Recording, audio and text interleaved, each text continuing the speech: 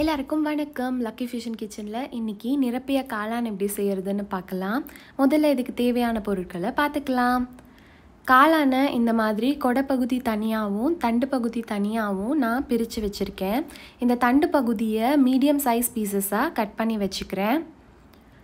இது கூட காரத்துக்கு ஏற்ப மிளகு எடுத்துக்கிட்டு நல்லா பொடி பண்ணி வச்சுக்கோங்க, இல்லை மிளகு தூள் கூட சேர்த்துக்கலாம். கொஞ்சமாக கொத்தமல்லி தழை குட்டி குட்டியாக கட் பண்ணி வச்சுருக்கேன். அரை வெங்காயம், அரை தக்காளி குட்டி குட்டியாக கட் பண்ணி வச்சுருக்கேன்.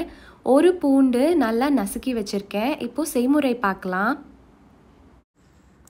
முதல்ல வாணால கொஞ்சமாக எண்ணெய் விட்டு எண்ணெய் சூடானதும் அதில் நம்ம நசுக்கி வச்சுருக்கிற பூண்டு சேர்த்துக்கிறேன்.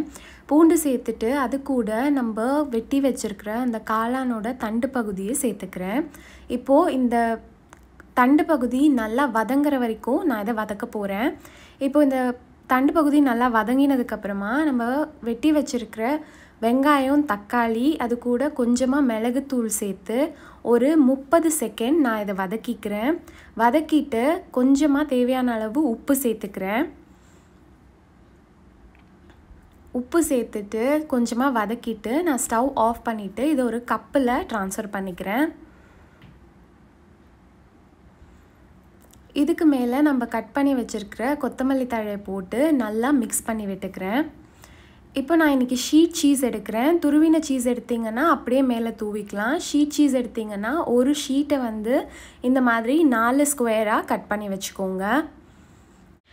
இப்போது இந்த காளானெல்லாம் எப்படி நிரப்புறதுன்னு பார்க்கலாம். முதல்ல ஒரு காளான் கொடை எடுத்துட்டு நம்ம செஞ்சு வச்சுருக்கிற மசாலா இருக்குது இல்லையா, அந்த காளானோட தண்டு, வெங்காயம், தக்காளி, கொத்தமல்லி எல்லாம் சேர்த்து நம்ம பண்ணி வச்சுருக்கிற மசாலாவை அந்த காளான் ஃபுல்லாக நிரப்பிட்டு அது மேலே நம்ம கட் பண்ணி வச்சுருக்கிற இந்த சீஸை இந்த மாதிரி மூடிடுங்க.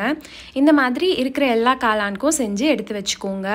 இதுக்கப்புறமா தவாவில் எண்ணெய் விட்டு அது எண்ணெய் கொஞ்சம் சூடானதுக்கப்புறமா நம்ம இந்த ரெடி பண்ணி வச்சுருக்கிற காளானை ஒன்றொன்னா இந்த தவாவில் வச்சுட்டு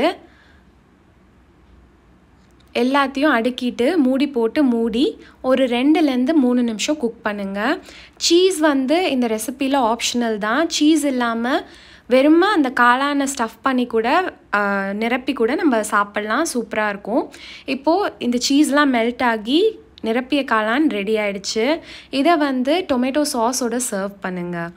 கண்டிப்பாக ரெசிபி ட்ரை பண்ணுங்கள், கமெண்ட் ஷேர் பண்ணுங்கள், வீடியோ லைக் பண்ணுங்கள், ஃப்ரெண்ட்ஸ் கூட ஷேர் பண்ணுங்கள்.